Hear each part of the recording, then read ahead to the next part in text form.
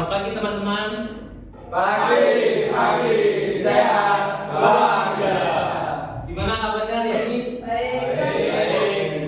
Sakit. Oke, sebelum memulai pelajaran praktik pemrograman dan robotika hari ini, alangkah baiknya kita semua awali dengan berdoa bersama. Doa akan saya pimpin secara katolik dalam nama Bapa dan Putra dan Roh Kudus. Amin. Amin. Hari ini ada yang nggak masuk nggak? Ada. Siapa yang nggak masuk? Angga sama Gaga. Alasannya ada yang tahu? Sakit. Oke.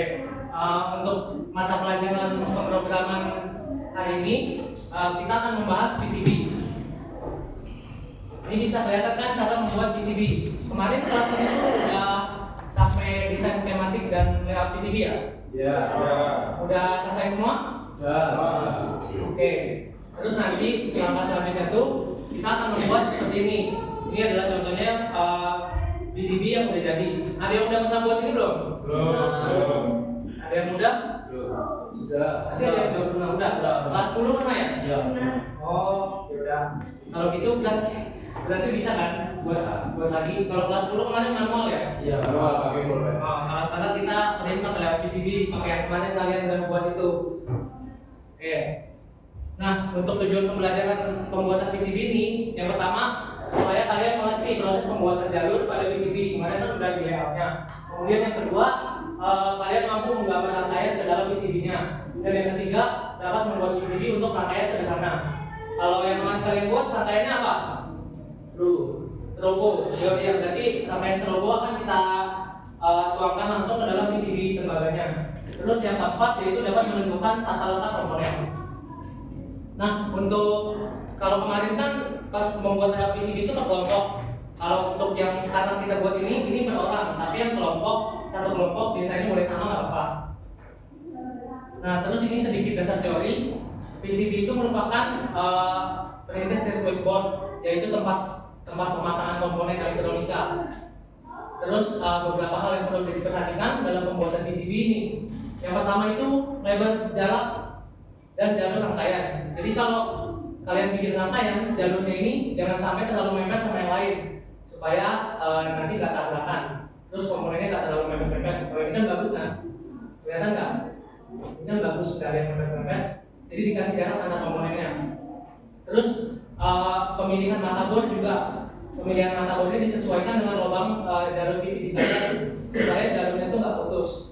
Kemudian bentuk jalurnya juga diperhatikan. Kemarin yang udah desain nanti di cross check lagi apakah jalurnya udah benar. Terus bentuknya nggak ada yang 90 derajat. Diusahakan nggak ada yang 90 derajat supaya nggak larut pas dilarutin di vericloret. Nah terus di sini kita masuk ke bahan dan peralatannya untuk membuat PCB kayak gini. Yang pertama komputer dan software desain PCB itu udah pasti. Kemarin kan kalian udah mendesain. Terus yang kedua ada printer laser buat nge-print yang hasil desain lewat PCB kalian kemarin. Nah, yang keempat ada papan PCB. Papan PCB itu yang kayak gini nih. Papan PCB ini namanya papan PCB. Udah ada yang pernah kan buat. Terus yang keempat amplas. Nanti papan PCB-nya setelah kalian potong, kalian amplas terlebih dahulu supaya permukaannya nanti hasil printnya mudah untuk menempel dan untuk pinggiran-pinggirannya yang kurang halus bisa diratakan dengan amplas. Kemudian yang keempat ada setrika.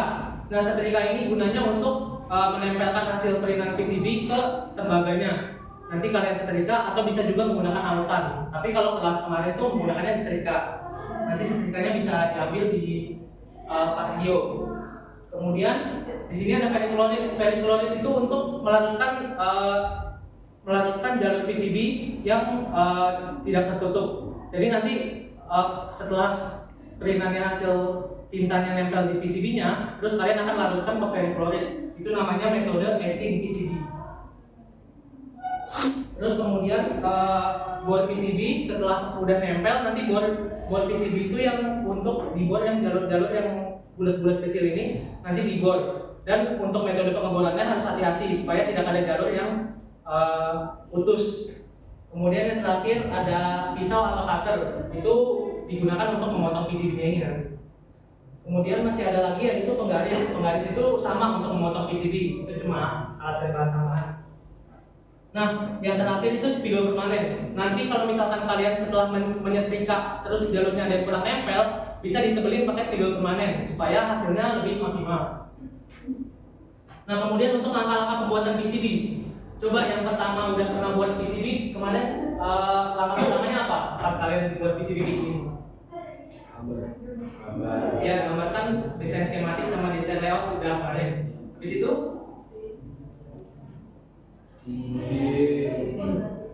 setelah di print diapain? Di anu di yang tembaganya di gambar lewatnya jalurnya jalur sama motornya.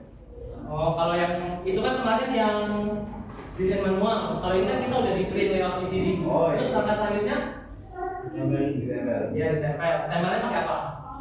Serikat. Ya, kita ini potong PCB sesuai ukuran. Kemarin ukurannya berapa? PCB yang kalian desain? 5 kali 5. Nah, di situ jangan lupa setelah dipotong dipotong PCB-nya 5 kali 5 diamplas terlebih dahulu. Nah, terus baru disetrika, ditransfer dari PCB ke tembaga itu dengan disetrika. Kemudian langkah selanjutnya etching PCB tadi yang dilarutin pakai ferrichloride. Habis itu, habis dilarutin pakai ferrichloride, diapain? Dicuci. Iya, dicuci. Habis itu diamplas. Habis itu Tempel. Dibor. dibor, betul. Nah, setelah dibor diapain? Kalau udah dibor nih, jalurnya udah bolong-bolong, solder komponen, pasang komponennya, terus solder. Ya benar, solder komponennya lagi. Kemudian yang terakhir nanti saya akan setelah kalian semua nyolder komponen-komponennya, saya akan ngecek satu-satu untuk penilaian juga apakah rangkaian kalian berjalan apa tidak sesuai yang skematik kemarin simulasinya. Nanti lampunya ini kedip-kedip seluruh 5555. Ya udah, untuk sekarang kalian boleh minta PCB ke Pak Dio dulu. Nanti ini contohnya boleh diambil di sini. Kemudian layout PCB-nya kemarin di print dulu di ruang guru. Nanti saya bantu. Kemudian sekarang kalian masing-masing boleh baris di luar untuk minta PCB ke Pak Dio. Di kelas ini ada berapa kelompok? Berapa? Ada berapa kelompok? 6 ya? 6 atau 7? 6. Ya udah, sini perwakilan kelompoknya setiap orang satu maju buat ambil live sheet sebagai petunjuk buat kalian nanti bikin PCB. Kalau lupa yang di sini udah saya training. Kemudian kalian boleh baris keluar minta PCB ke Pak Rio.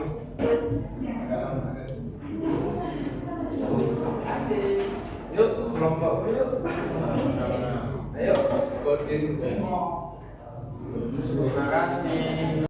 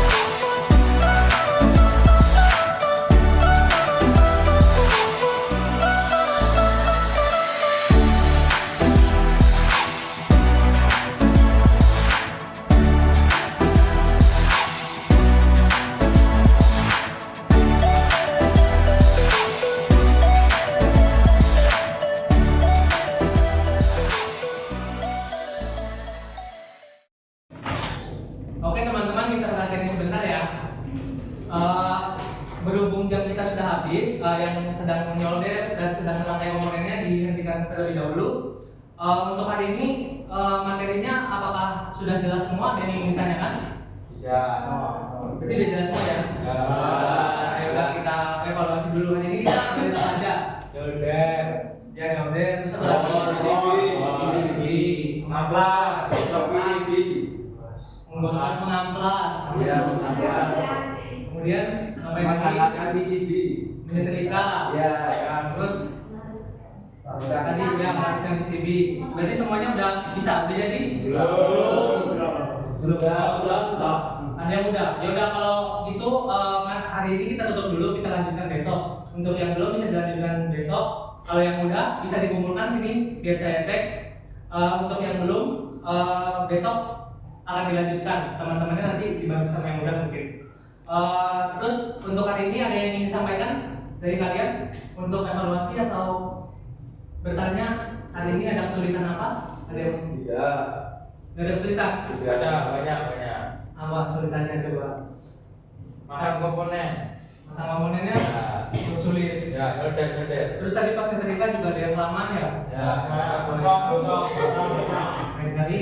Lain kali dicek dulu supaya nggak gosong.